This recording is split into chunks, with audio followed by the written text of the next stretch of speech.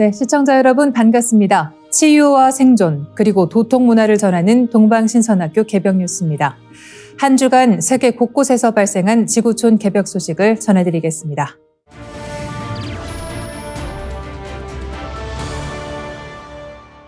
(2023년 2월) 튀르키예를 강타한 대지진의 여파가 1년이 넘도록 지속되면서 대기오염 문제가 심각하게 악화되고 있습니다.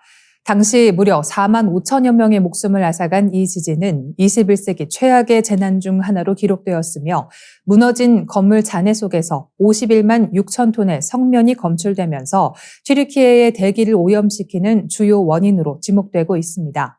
코자일리 의과대학 치뎀 찰라얀 교수는 성면으로 인한 질병은 잠복기가 길어 15년에서 20년 후에야 발병할 수 있습니다라며 현재 성면을 흡입한 사람들의 건강 상태는 10수년 후에야 알 수 있습니다라고 우려를 표했습니다. 특히 폐암과 중피종 같은 치명적인 질환 발생 가능성이 높아져 지역 주민들의 건강에 우려가 커지고 있습니다. 성면뿐만 아니라 튀르키예의 산업 구조상 석탄 화력 발전에 의존하는 비중이 높아 미세먼지 등 대기오염 물질 배출량이 많습니다. 또한 자동차 배기가스 역시 심각한 문제로 대두되고 있으며 튀르키예 시민들은 호흡 곤란, 기침과 천식 등의 호흡기 질환을 호소하는 경우가 빈번합니다. 특히 어린이와 노약자는 대기오염에 더욱 취약하여 건강에 심각한 영향을 받고 있습니다. 튀르키예 정부가 제공하는 미세먼지 측정 데이터를 보면 튀르키예 전역에서 심각한 수준의 대기오염이 나타나고 있습니다. 특히 지진 피해 지역을 중심으로 미세먼지 농도가 기준치를 크게 초과하는 날이 잦아 주민들의 불안감이 더욱 커지고 있습니다. 전문가들은 튀르키예의 대기오염 문제가 단순히 국제적인 문제가 아니라 전 세계적인 공중보건 문제로 인식되어야 한다고 강조하며 도시계획, 교통수단, 에너지 자원 등 다양한 분야에서 근본적인 해결책을 모색해야 한다고 주장했습니다. 특히 재생에너지 전환, 대중교통 활성화, 친환경 산업 육성 등을 통해 대기오염 문제를 해결하고 지속 가능한 발전을 이루어야 한다고 강조했습니다.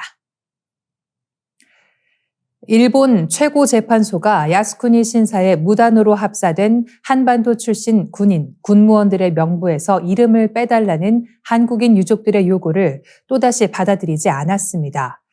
일본 최고재판소는 1월 17일 한국인 합사자 유족 27명이 2013년 일본 정부와 야스쿠니 신사를 상대로 제기한 야스쿠니 신사 합사 취소 관련 소송에 대해 원고들이 배상 책임을 물을 수 있는 20년의 제척 기간이 지났다며 원고 청구를 기각했습니다.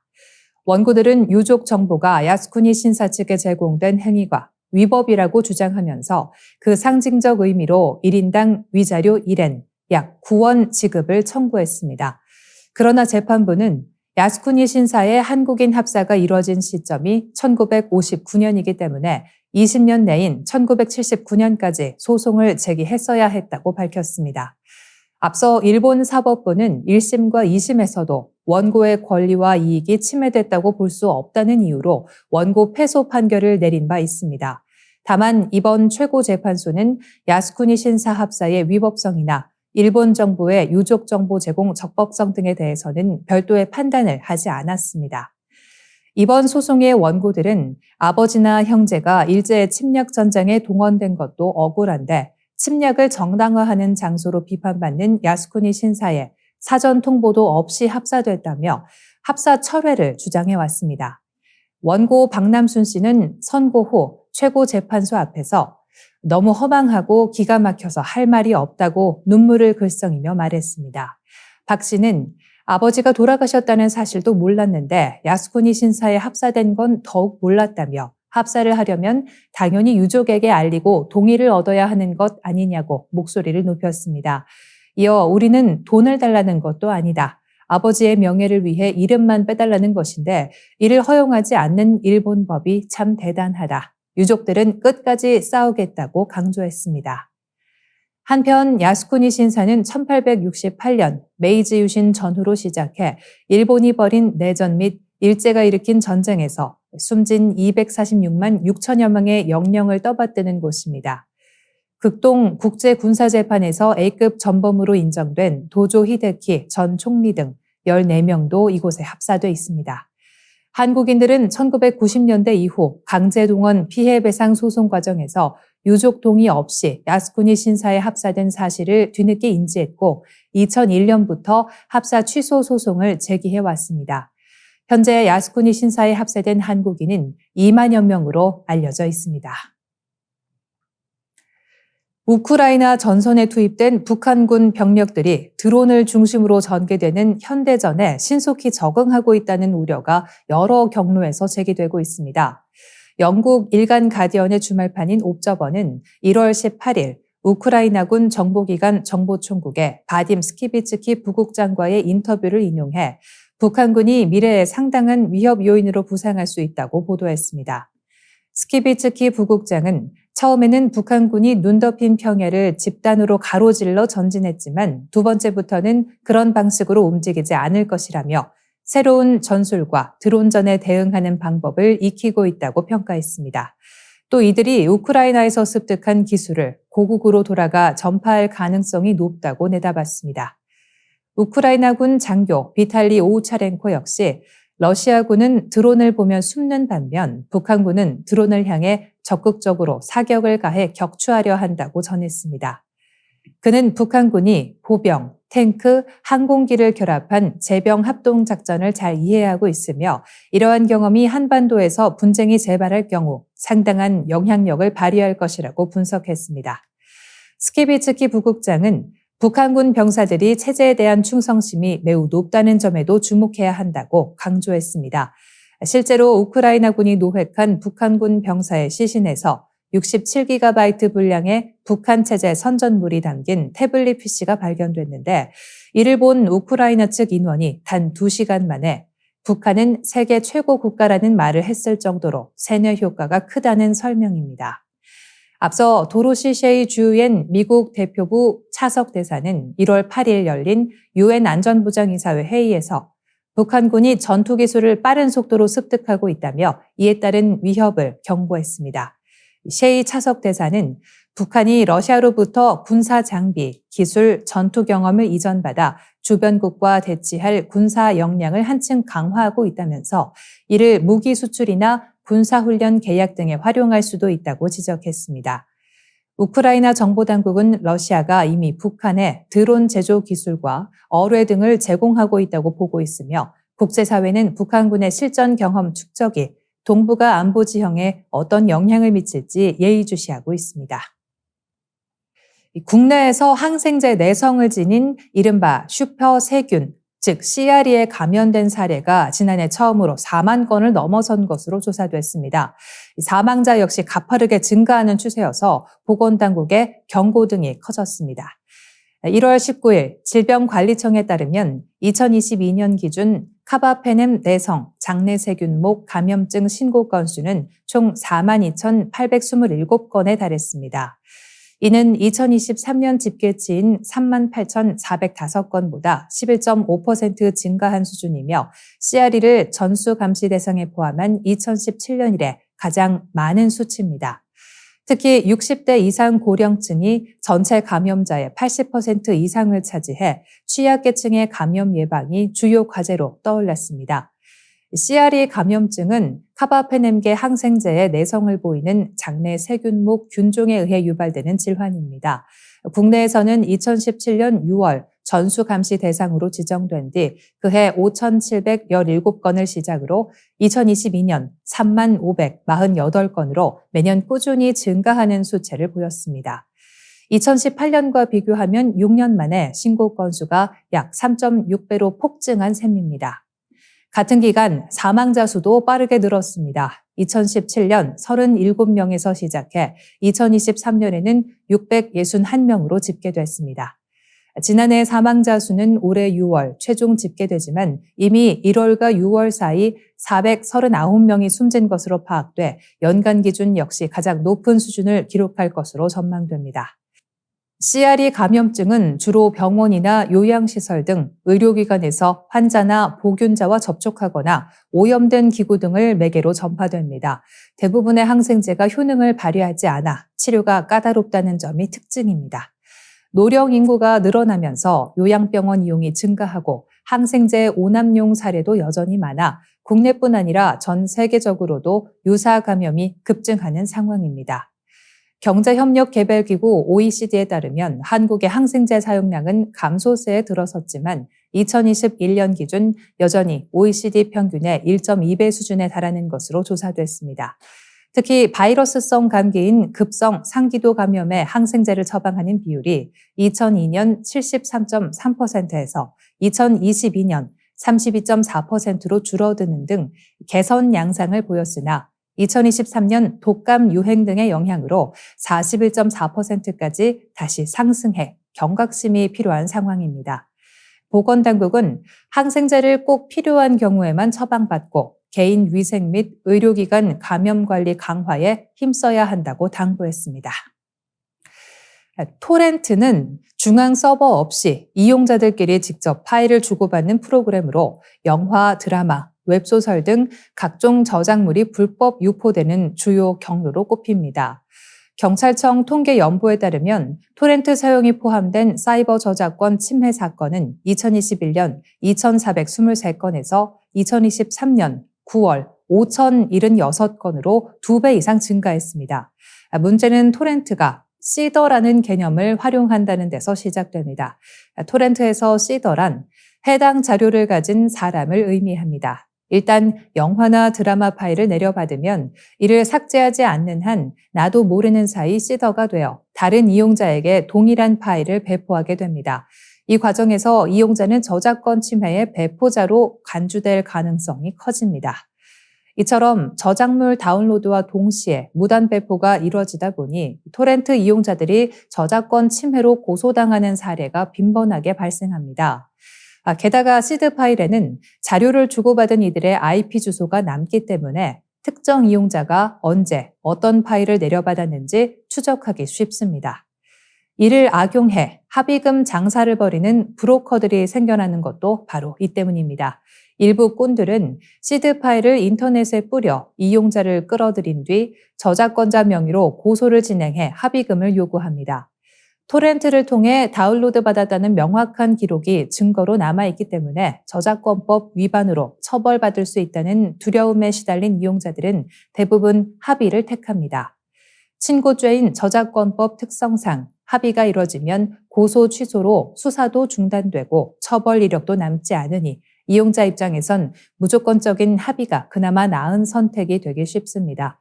하지만 이런 방식으로 토렌트 이용자만 처벌하는 것에 대한 비판도 있습니다. 정작 시드 파일을 애초에 유포하는 불법 웹사이트 운영자들은 처벌을 비껴가기 십상이기 때문입니다.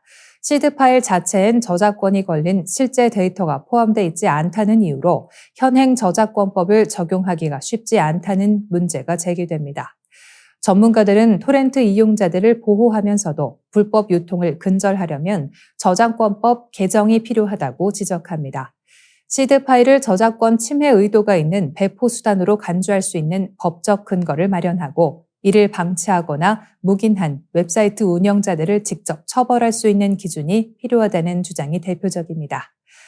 토렌트를 통한 불법 행위는 분명 잘못된 일이나 이용자에게만 책임을 물어서는 근본적인 해결이 어렵다는 지적이 나오는 이유이기도 합니다. 중국의 주요 도시 가운데 거의 절반에서 집안 침하가 진행 중이라는 연구 결과가 나왔으며 이 지역에만 약 2억 7천만 명이 거주하는 것으로 파악됐습니다. 특히 해안 도시들은 침하 속도가 더 빠른 편이라 지난 2023년 6월 텐진의 한 아파트 단지에서 땅이 꺼져서 건물이 기울어지는 일까지 벌어졌습니다. 전문가들은 과도한 지하수 채취와 빠른 도시화가 집안 침하의 주된 원인이라고 지적합니다. 밀집된 고층 건물과 도로를 오가는 교통량이 토양을 압축하고 지하수를 뽑아낸 후 생긴 빈 공간이 무너져 침하가 가속화되는 구조입니다. 국제학술지 사이언스가 발표한 자료에 따르면 인구 200만 명 이상의 도시 82곳 가운데 45%가 연간 3mm 이상, 16%는 10mm 이상의 빠른 침하를 겪고 있습니다. 상하이는 이미 1920년대 이후 3m 넘게 가라앉았습니다. 일부 연구진은 이런 추세가 이어지면 100년 내에 중국 영토의 26%가 잠길 수 있다고 경고합니다. 지반 침하는 중국만의 문제가 아닙니다. 뉴욕, 보스턴을 비롯한 미국 해안 도시와 네덜란드, 멕시코시티 등에서도 침하 속도가 가파르게 상승 중이며 인도네시아 수도 자카르타는 심각한 침하로 인해 수도 이전을 강행했습니다. 특히 아시아 해안 지역 침하가 두드러져 세계의 99개 도시를 조사했을 때 침하 속도가 가장 빠른 20개 도시 중 17곳이 아시아에 있는 것으로 나타났습니다. 많은 경우 지하수를 대규모로 사용하는 공업, 주거 지역에서 문제가 심화되고 있다는 점이 공통된 특징입니다. 스페인 지질광업연구소에 따르면 전 세계 34개국에 걸쳐 약 200개 지역에서 지반 침하가 이미 진행되고 있으며 이대로라면 2040년에는 지구 표면의 8%가 가라앉아 최대 6억 3,500만 명이 거주지 피해를 입을 수 있습니다. 전문가들은 도시 성장과 지하수 남용에 대한 국제적 대응 방안을 마련하지 않으면 해수면 상승과 맞물려 더욱 큰 재난으로 이어질 수 있다고 경고하고 있습니다. 영국의 보험 계리사 협회의 보고서는 각국 지도자들이 즉각적인 탈탄소화 조치를 취하지 않을 경우 지구가 재앙적인 기후 변화의 충격을 겪게 될 것이라고 경고했습니다. 보고서는 탄소 저감 조치가 이루어지지 않는다면 2050년까지 지구 평균 기온이 섭씨 3도 상승하고 온난화로 인한 질병, 영양실조, 식수 부족, 분쟁 등으로 최대 40억 명이 사망할 수 있다고 분석했습니다. 이러한 온난화는 사회적, 정치적 분열을 초래하며 국정 실패와 자본 손실, 주요 생물종의 멸종 등 생태계 붕괴로 이어질 위험이 있습니다. 특히 최악의 경우 2070년부터 2090년 사이 20년 동안 세계 경제가 치명적인 타격을 입어 GDP 절반이 사라질 가능성도 제기됐습니다. 세계 기상기구의 최근 데이터에 따르면 지난 1년간 지구 평균 기온은 산업화 이전 대비 1.5도 이상 상승했으며 온난화 속도가 더욱 빨라지고 있어 임계점에 도달할 위험이 높아졌습니다. 보고서는 기존 기후위기 경제영향평가가 임계점, 해수면 상승, 대규모 이주, 분쟁과 같은 심각한 요인을 간과했다고 비판했습니다. 또한 탄소 배출량과 지구 온난화 사이에는 시차가 존재하기 때문에 지금 배출량을 줄이지 않으면 온난화는 더욱 심화될 것이라고 경고했습니다. 이와 같은 시나리오가 현실화된다면 전 세계는 단순한 경제적 손실을 넘어 국가 간 갈등과 대규모 인구 이동, 정치적 불안정성의 증가 등으로 인해 글로벌 체제가 근본적으로 흔들릴 가능성이 있습니다. 이는 기후 변화가 단순한 환경 문제가 아니라 경제와 사회 시스템의 안정성을 근본적으로 위협하는 문제임을 보여줍니다.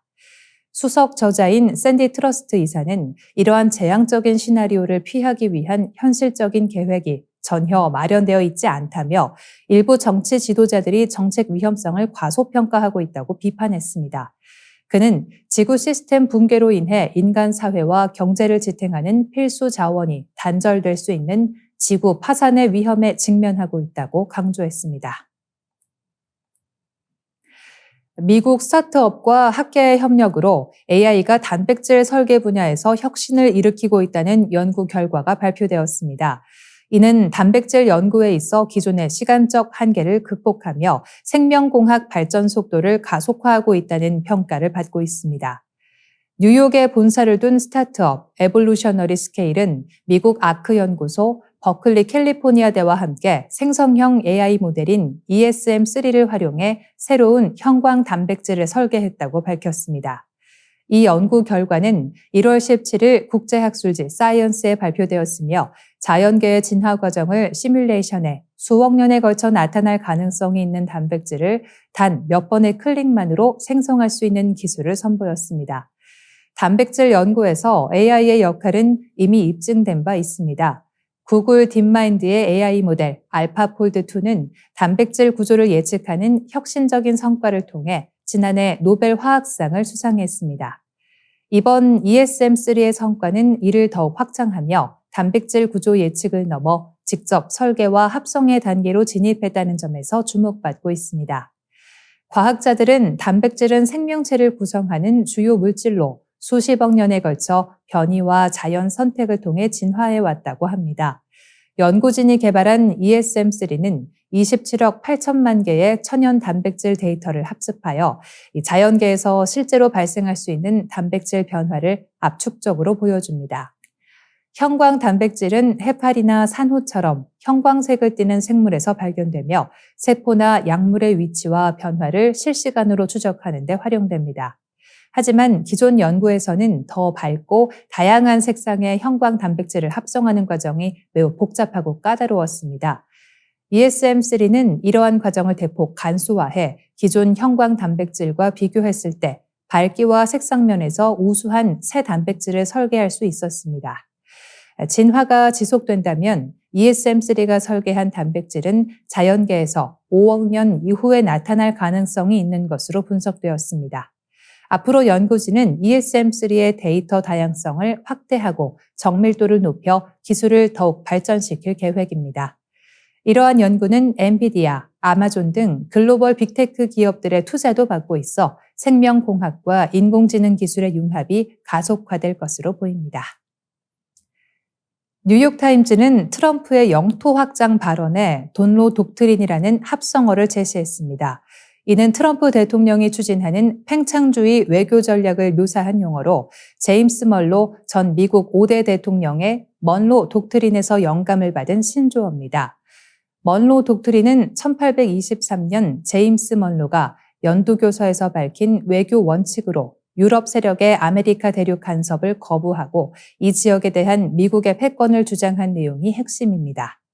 트럼프 대통령은 이를 변형하여 아메리카 대륙과 인근 지역의 지배권을 확대하고 영토를 확장하려는 의도를 드러내며 논란을 불러일으켰습니다. 트럼프 대통령은 캐나다를 미국의 51번째 주로 편입하고 덴마크령 그린란드를 매입하며 파나마 운하의 통제권을 되찾겠다는 야심찬 계획을 제시했습니다. 그는 대통령 당선 후 가진 기자회견에서 파나마와 그린란드를 확보하기 위해 군사력 사용을 배제하지 않겠다고 언급하며 의지를 분명히 했습니다. 이러한 발언은 뉴욕포스트 일면 기사에 풍자적으로 묘사되었으며 트럼프 대통령은 해당 기사를 자신의 소셜미디어 계정에 공유하며 자부심을 드러내기도 했습니다. 그중에서도 특히 트럼프 대통령의 관심을 끈 그린란드는 북미 대륙 북동부에 위치한 세계 최대의 섬으로 지정학적, 경제적 가치가 높습니다. 그린란드는 북극 항로와 가까운 전략적 요충지이며 풍부한 천연 자원을 보유하고 있습니다. 이 미국 지리학협회에 따르면 그린란드는 네오디뮴, 디스프로슘 등 전기차 배터리에 필수적인 희토류 43종이 매장돼 있으며 자원의 총 가치는 약 10조 달러, 한화로 1경 4,500조 원에 달할 것으로 추산됩니다. 트럼프 대통령의 이러한 정책은 고립주의와 팽창주의를 결합한 독특한 전략으로 미국 우선주의를 기반으로 서반구에서의 패권을 강화하려는 의도가 담겨 있습니다. 그러나 그린란드 주민들의 독립 여론, 덴마크와의 외교 관계, 국제사회의 반발 등을 고려할 때 그의 야심이 실현될 가능성은 낮다는 평가가 지배적입니다. 그럼에도 불구하고 트럼프 대통령의 이러한 구상은 미국 외교 정책의 새로운 방향성을 드러냈으며 지정학적 이해관계와 자원 확보의 중요성을 부각시키는 계기가 되었습니다. 앞으로 그린란드를 둘러싼 미국과 국제사회의 논의는 북극과 서반구의 미래 전략에서 중요한 시험대가 될 것입니다. 2022년 스페인에서 출발한 진공로가 멕시코, 남아프리카 공화국, 중국을 차례로 거쳐 결국 북한으로 밀반입됐다는 사실이 미국 워싱턴 소재 싱크탱크의 보고서로 드러났습니다. 진공로는 금속 등을 진공 상태에서 가열할 수 있는 장비이며 핵무기 개발 단계에서 우라늄 원료를 정제해 순수 우라늄으로 만드는 데 이용되는 핵심 부품입니다. 보고서에 따르면 스페인의 무역업자가 멕시코로 보낸 진공로는 밀반입 과정에서 서류상의 HS 코드, 즉 무역거래 품목 분류 체계가 여러 차례 변경되었습니다. 처음에는 진공로 고유 HS 코드가 기재됐지만 멕시코에서 남아공으로 넘어가면서 단순 기계루로, 남아공에서 중국으로 넘어가면서는 금속 폐기물로 바뀌었습니다. 중국에 도착한 뒤에는 선박을 통해 북한으로 옮겨진 것으로 추정되는데 이는 유엔 안전보장이사회가 북한에 대한 반입을 금지한 이중용도 품목이 제재망을 뚫고 밀수된 사례입니다. 북한은 과거에도 방탄 마이바흐 리무진 차량을 여러 국가를 거치는 방식으로 수입하는 등 불법 물품을 여러 차례 이동시켜 실제 공급자와 사용 용도를 숨기는 수법을 즐겨 사용했습니다. 이번 진공로 밀반입도 북한이 주재 공간이 있거나 무역 활동이 쉬운 국가들을 거점 삼아 제재를 우회한 사례로 평가됩니다. 전문가들은 대북 제재의 실효성을 높이려면 중국과 러시아가 적극적으로 동참하도록 압박해야 한다고 지적합니다.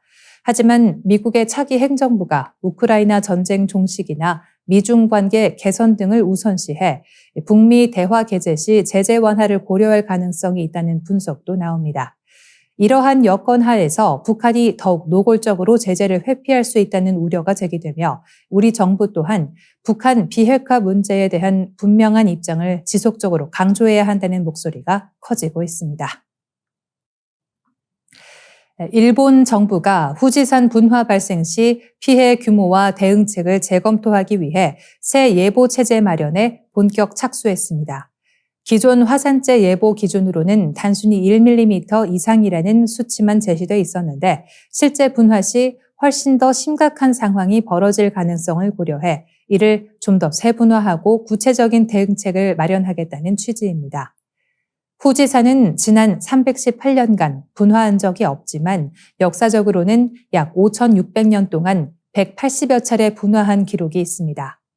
일본 정부는 1707년과 유사한 규모로 분화가 일어난다고 가정했을 때 도쿄 신주쿠구 일대에 약 3cm, 가나가와현 등 인근 지역에는 최대 30cm에 달하는 화산재가 쌓일 수 있다고 전망합니다.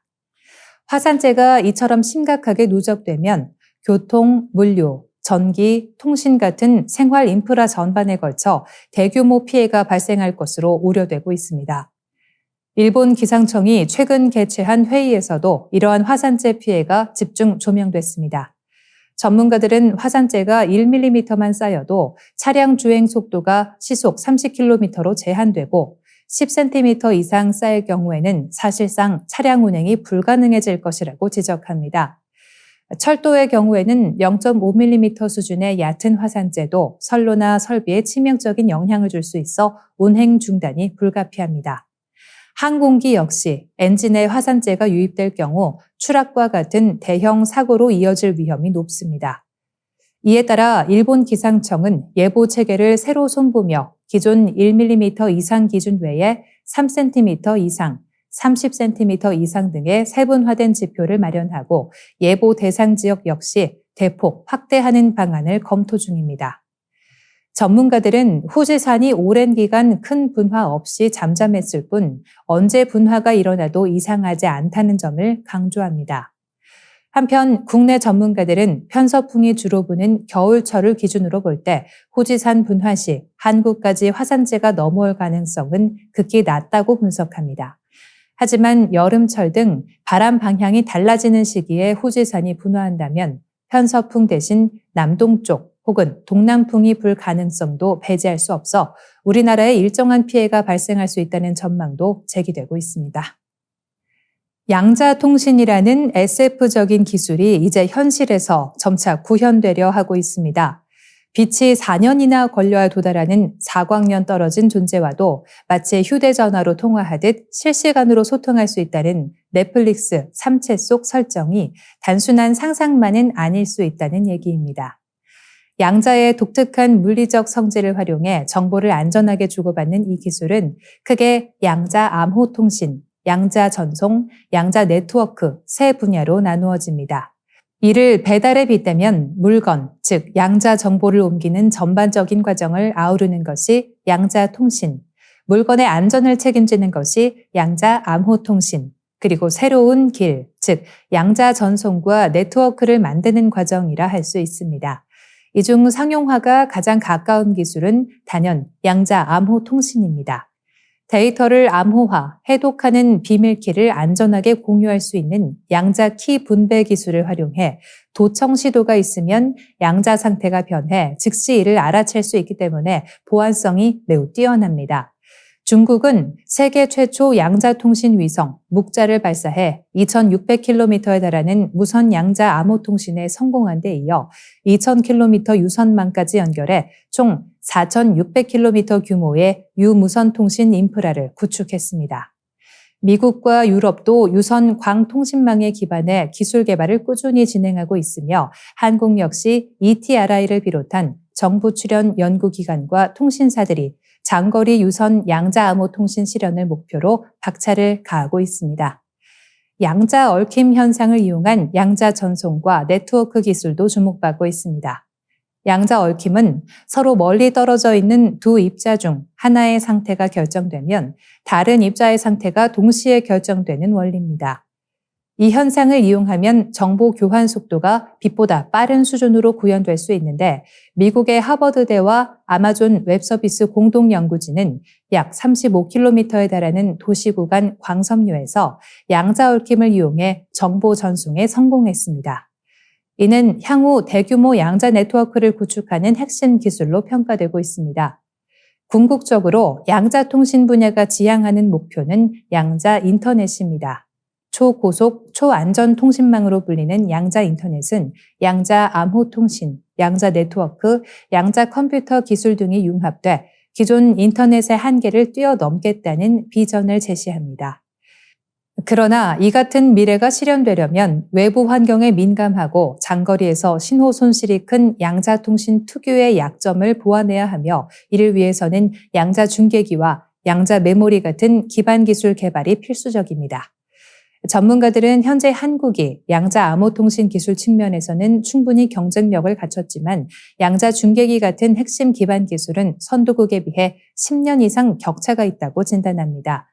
또한 민간 기업의 적극적인 참여와 전문 인력 양성도 필수적이라는 의견입니다. 이를 위해 지속적인 정부 투자와 산학연 협력이 필요하며 지금부터 본격적으로 뛰어든다면 향후 양자 인터넷 시대에 한국도 선두그룹에 합류할 수 있을 것이라는 전망이 나옵니다. 한국은행 조사국은 계엄 사태로 인한 정치적 불확실성과 경제 심리 위축으로 인해 올해 경제 성장률이 소비 등 내수를 중심으로 약 0.2%포인트 하락할 것으로 전망된다고 1월 20일 밝혔습니다. 한국은행은 계엄 이전인 지난해 11월 28일 올해 성장률을 1.9%로 예상했으나 현재는 1.6에서 1.7% 수준까지 낮아질 가능성이 크다고 보고 있습니다. 오는 2월 25일 발표될 수정 경제 전망에서는 기존 예상치보다 0.2에서 0.3%포인트 하향 조정이 불가피하며 이 중 약 0.2%포인트는 계엄 여파 때문이라는 분석입니다. 한은의 계산에 따르면 성장률이 1.9%에서 1.7%로 하락할 경우 실질 GDP는 2,335조 4,370억 원에서 2,330조 8,530억 원으로 약 4조 5,840억 원 줄어들게 됩니다. 이는 계엄 사태로 인해 올해 실질 GDP에서 4조 5천억 원 이상이 증발할 수 있음을 의미합니다. 지난해 4분기 GDP도 이미 큰 타격을 받은 것으로 보입니다. 한은은 지난해 4분기 성장률이 기존 전망치 0.5%의 절반에도 못 미치는 0.2% 수준에 그칠 것으로 예상하고 있습니다. 이에 따라 지난해 연간 실질 GDP는 4분기 성장률이 0.5%일 경우 2,291조 8,910억 원, 0.2%일 경우 2,290조 1,740억 원으로 약 1조 7,170억 원의 차이가 발생합니다. 전문가들은 실제 경제적 충격이 한은의 추정치를 초과할 가능성이 크다고 진단하고 있습니다. 안동현 서울대 경제학부 교수는 한은이 애초 성장률 전망치를 다소 낙관적으로 잡았다면서도 계엄 여파로 내수가 위축되면서 올해 성장률이 0.2%포인트 하락할 것이라는 분석은 합리적이라고 평가했습니다. 그는 또 환율 급등으로 향후 통화 정책이 제약을 받을 수 있다며 경제 충격 규모를 정확히 예측하기 어렵다고 덧붙였습니다. 인공지능이 게임 산업의 판도를 바꾸며 새로운 시대를 열고 있습니다. 크래프톤과 위메이드는 엔비디아와 협력해 AI 캐릭터 개발에 나섰고 중국 게임사들도 경쟁에 뛰어들며 올해 AI 기반 게임이 본격적으로 등장할 전망입니다. 크래프톤은 CES 2025에서 AI 기술 CPC를 공개했습니다. CPC는 게임 내에서 이용자와 실시간 상호작용이 가능한 AI 캐릭터를 제작하는 기술로 엔비디아의 AI 기술 ACE를 도입해 개발됐습니다. 기존의 NPC, 즉 비조종 캐릭터가 정해진 스크립트에 따라 제한적으로 작동했던 것과 달리 CPC 기반 AI 캐릭터는 상황을 유연하게 파악하고 능동적으로 대화할 수 있어 게임 몰입감을 크게 향상시킬 것으로 기대됩니다. 크래프톤은 3월 출시 예정인 인생 시뮬레이션 게임 인조이에서 CPC를 활용한 AI 캐릭터 스마트 조이를 선보일 계획입니다. 엔비디아의 AI 기술은 지속적인 업데이트를 통해 챗GPT 기반 대화에서 이미지, 음성 생성, 애니메이션 제작 등으로 서비스 범위를 확장했습니다. 특히 지난해 11월에는 음성을 입력하면 3D 캐릭터의 몸짓을 자동으로 생성하는 오디오 투 제스처 기술도 선보였습니다. 크래프톤은 대표작 펍지 배틀그라운드에 CPC를 적용한 시연 영상을 통해 AI 캐릭터가 이용자와 일상 대화를 나누고 상황에 따라 전략을 수정하는 모습을 공개했습니다. 이는 AI 캐릭터가 단순한 도구를 넘어 이용자 경험의 핵심 요소로 자리 잡을 수 있음을 보여줍니다. 위메이드는 자회사 위메이드 넥스트를 통해 신작 게임 미르5에서 AI 캐릭터를 도입합니다. 특히 보스 캐릭터 아스테리온의 AI 기술을 적용해 전투의 단조로움을 해소하고 게임의 몰입감을 높이는 데 주력하고 있습니다. 위메이드 넥스트는 엔비디아의 AI 기술과 그래픽카드 지포스 RTX 5090을 활용해 캐릭터의 품질을 한층 끌어올릴 계획입니다. 중국 게임사들도 AI 게임 개발 경쟁에 합류했습니다. 넷이즈는 무협 액션 생존 게임 나라카 블레이드 포인트 모바일에 AI 기술을 적용해 올해 출시를 준비 중이며 시선 게임즈는 신작 메카 브레이크의 엔비디아 AI 기술을 활용합니다. 업계 관계자들은 AI 기술이 게임 산업 전반에 걸쳐 음성, 이미지 생성, 코딩 등 다양한 분야에서 활용되고 있다고 평가하며 AI 캐릭터의 성공이 게임 산업뿐 아니라 다른 산업으로 확장될 가능성을 열어줄 것으로 기대하고 있습니다. 인간의 뇌가 우리가 상상했던 것보다 훨씬 느린 속도로 정보를 처리한다는 연구 결과가 발표되었습니다. 국제학술지 뉘련에 게재된 논문을 바탕으로 과학 전문지 라이브 사이언스는 인간 뇌의 정보 처리 속도가 초당 10비트에 불과하다고 보도했습니다. 이는 방대한 양의 정보를 접하는 인간의 환경에 비하면 매우 느린 수준이라고 하는데요.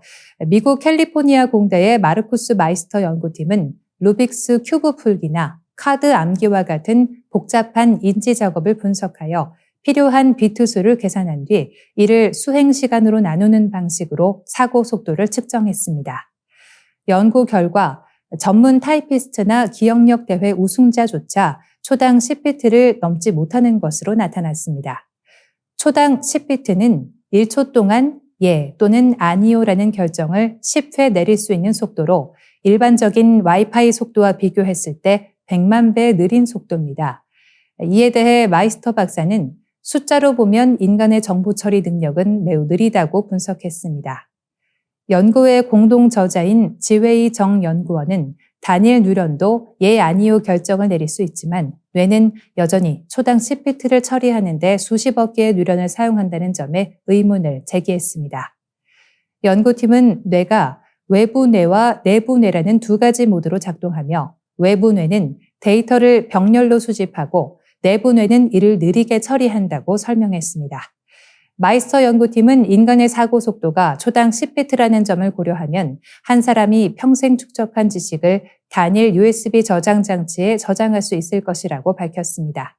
이는 인간의 뇌가 슈퍼컴퓨터와 견줄 만큼의 성능을 발휘한다는 통념을 뒤집는 결과입니다.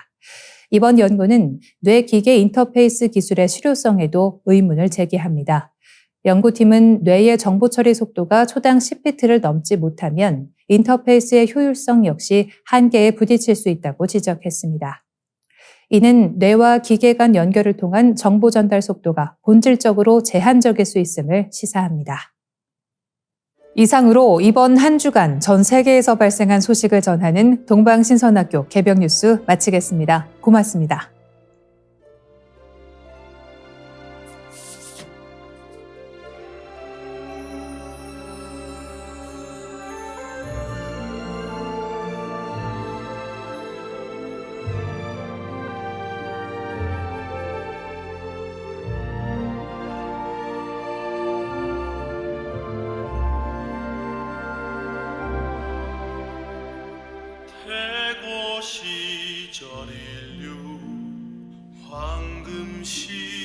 시대의 백성들 몸과 마음과 영혼 치유하는 천상의 소리 쏟네.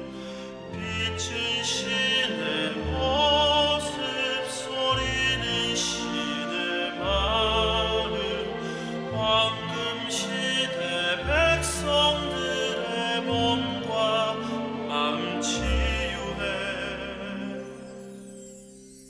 정갈한 마음 모아 가슴으로 노래하리.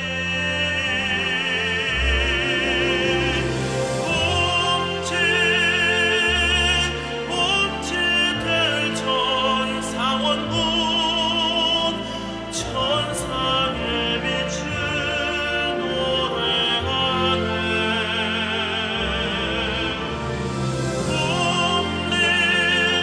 지하노래 옴리함리 사파, 우주 만유의 생명의 소리.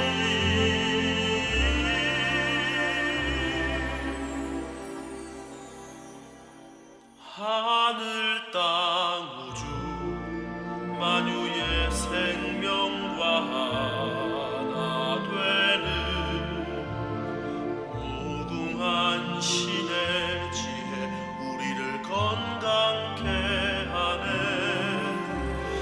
빛은 신의 모습, 소리는 신의 마음, 황금 시대 백성들의 몸과 마음 치유해. 정갈한 마음